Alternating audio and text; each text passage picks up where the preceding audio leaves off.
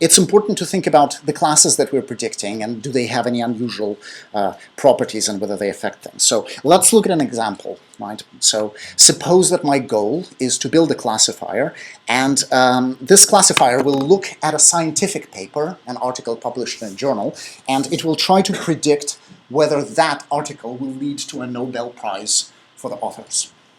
Okay, so it's a hard task. But I'm going to go on a limb and claim that I have a classifier that'll be at least 99.99% accurate on that task. Can you guess what it is? Yay! So the answer is you always say no. Yes, you always say negative. And you will have a ridiculously high accuracy rate. Why? Because very few publications ever lead to a Nobel Prize. Right? So I would actually have a really, really accurate classifier, and I don't have to do anything. I just say no to everything. Okay.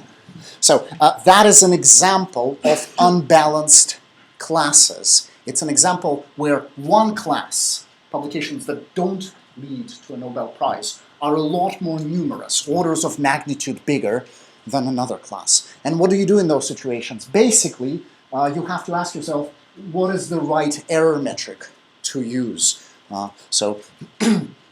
Usually what we use and what we'll be using in most of the course is classification accuracy. What percent of the training data did our algorithm get correctly? And what you want to do in this case is you want to consider something else. You want to give different weights to false positives and false negatives. So false positives would be saying, yes, he's going to win a Nobel Prize, when in fact he doesn't. And false negative is you say, no, he doesn't win the Nobel Prize, and in fact he does. So if you put different weights on those, that is one way to address the problem.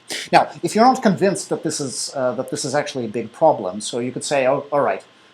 So always saying no is 99.99% accurate, but if I actually got things correctly, it would be 100%. So I just need the right learning algorithm. And unfortunately, that's not the case. You could have a very good learning algorithm, and it would still not do the right thing if you give it the wrong metric, the wrong accuracy measure to optimize. So suppose I have this little scenario. That's my data set. The blue guys, that's all the articles that didn't get the Nobel Prize, and the red pluses, these are the guys that did win the Nobel Prize, and I'm building a classifier. Right? And suppose I'm using a linear classifier. So a linear classifier just draws a hyperplane, sort of a straight decision boundary in space, and I have two possible decision boundaries here. So I have classifier A, and classifier A thinks that everything on this side is positive, classifier, and everything on the upper side is negative. And also I have classifier B.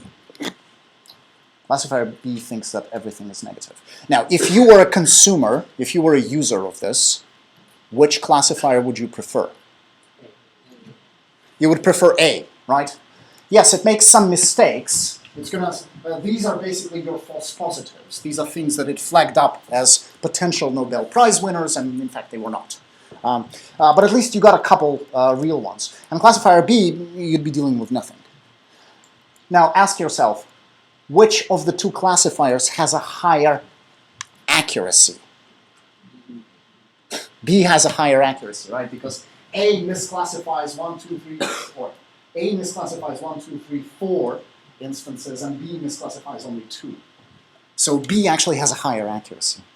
So, and what this means is you really cannot use accuracy. And unfortunately, almost every algorithm that we cover, it uses accuracy as the primary metric. So you have to change. You have to be able to change that somehow. Accuracy is just a poor metric here. What you want is you want to give more weight to the false negatives, to the misses, and less weight to the false positives.